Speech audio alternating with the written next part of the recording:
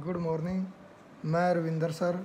आज 9th class के लिए एसएस में हमारा जो हिस्ट्री का 4th लेसन है, 3rd हमारा कंप्लीट हो चुका है, नाथसीवाद। आज हमारा 4th लेसन है वन्य समाज और उपनिवेशवाद।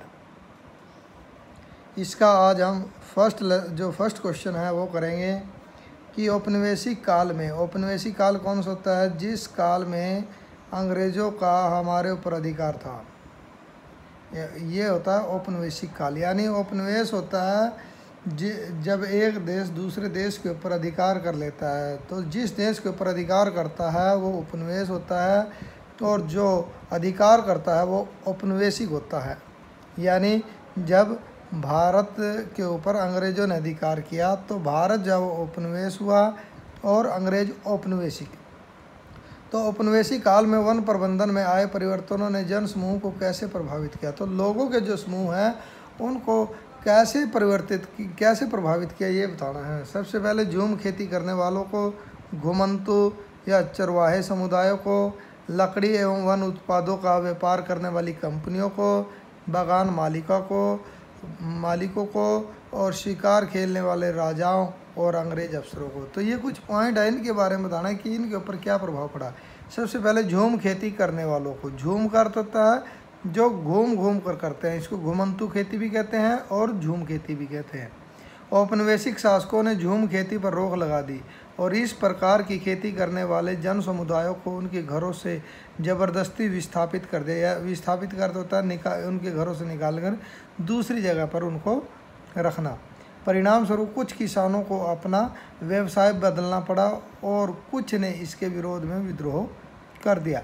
तो ये झूम खेती वाले हैं कि उन्होंने क्या किया, एक तो उनको उनकी जगह घरों से जो है विस्थापित कर दिया, दूसरी जगह बसाया गया, और दूसरा उनको अपने व्यवसाय बदलने पड़े, अपना काम जाओ पशुओं को छोड़कर दूसरा कोई काम करना पड़ा। घुमंतु और चरवाहे समुदायों को। घुमंतु भी होते हैं घूमने वाले, चरवाहे होते हैं जो पशुओं को चराने का काम करते हैं। वन प्रबंधन के नए कानून बनने से स्थानीय लोगों द्वारा वनों में पशु चराने या शिकार करने पर प्रतिबंध लगा दिया था। फलस्वरूप कई घुमंतु और चरवाहे समुदायों की रोजी रोटी छीन गई। ऐसा मुख्यतः मद्रास प्रेसिडेंसी के कोरावा, कराची और येरुकुला समुदाय के साथ घटित हुआ। विवश होकर उन्हें कारखानों, खानों, बागानों में काम करना पड़ा। यानी उन्होंने अपना जो चरवाहे थे, जो पशु चराने का जो काम करते थे, वो काम छोड़कर उनको खानों में, खदानों में और बागानों में जब वो काम करना पड़ा। इसके बाद लकड़ी और वन्य उत्पाद या वन उत्पादों का व्यापार करने वाली कंपनियों को वनों पर वन विभाग का नियंत्रण स्थापित हो जाने के बाद वन उत्पाद जैसे कठोर लकड़ी, रबड़ आदि के व्यापार को बल मिला। इस कार्य के लिए कई व्यापारिक कंपनियां जो व्यापार करने का काम करती थी, ऐसी कंपनियां ये स्थानीय लोगों से महत्वपूर्ण वन उत्पाद खरीद कर उनका निर्यात करने लगी और भारी मुनाफा कमाने लगी। भारत में ब्रिटिश सरकार ने कुछ विशेष क्षेत्रों में इस व्यापार के अधिकार बड़ी बड़ी यूरोपीय कंपनियों को दे दिए। इस प्रकार वन उत्पादों के व्यापार पर अंग्रेजी सरकार का नियंत्रण स्थापित हो गया। बागान मालिकों को। ब्रिटेन में चाय, कहवा, रबड़ आदि की बड़ी मांग थी। अंततः भारत में इन्हीं उत्पादों के बड़े बड़े बागान लगाए गए और इन बागानों के मालिक मुख्यतः अंग्रेज थे। वे मजदूरों का खूब शोषण करते थे और इन्हीं उत्पादों के निर्यात से खूब धन भी कमाते थे। इसके बाद है शिकार खेलने वाले राजाओं व अंग्रेज अफसरों को नए वन कानूनों द्वारा वनों में शिकार करने पर रोक लगा दी गई। जो कोई भी शिकार करते पकड़ा जाता था तो उसे दंड दिया जाता था। अब हिंसक जानवरों का शिकार करना राजाओं और राजकुमारों के लिए एक खेल बन गया। मुगल काल के कई चित्रों में सम्राटों तथा राजकुमारों को शिकार करते दिखाया गया। ब्रिटिश काल में हिंसक जानवरों का शिकार बड़े पैमाने पर होने लगा।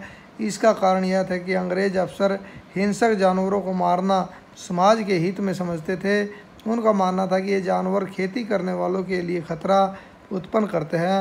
अंत में अधिक से अधिक बाघों, चीतों, भेड़ियों को मारने के लिए पुरस्कार देते थे। फलस्वरूप 1875 से 1925 के बीच पुरस्कार पाने के लिए 80,000 बाघों, 1,50,000 चीतों, 2 लाख भेड़ियों के मार डाला गया। और महाराज सरगुजा ने अकेले 1157 बाघों और 2,000 चीतों का शिकार बनाया। और जॉर्ज यूल नामक एक ब्रिटिश शासक ने 400 बाघों को मारा।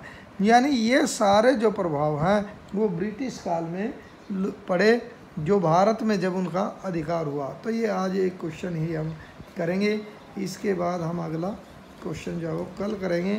बस्तर और जावा के औपनिवेशिक वन प्रबंधन में क्या समानताएं हैं। Okay, thank you.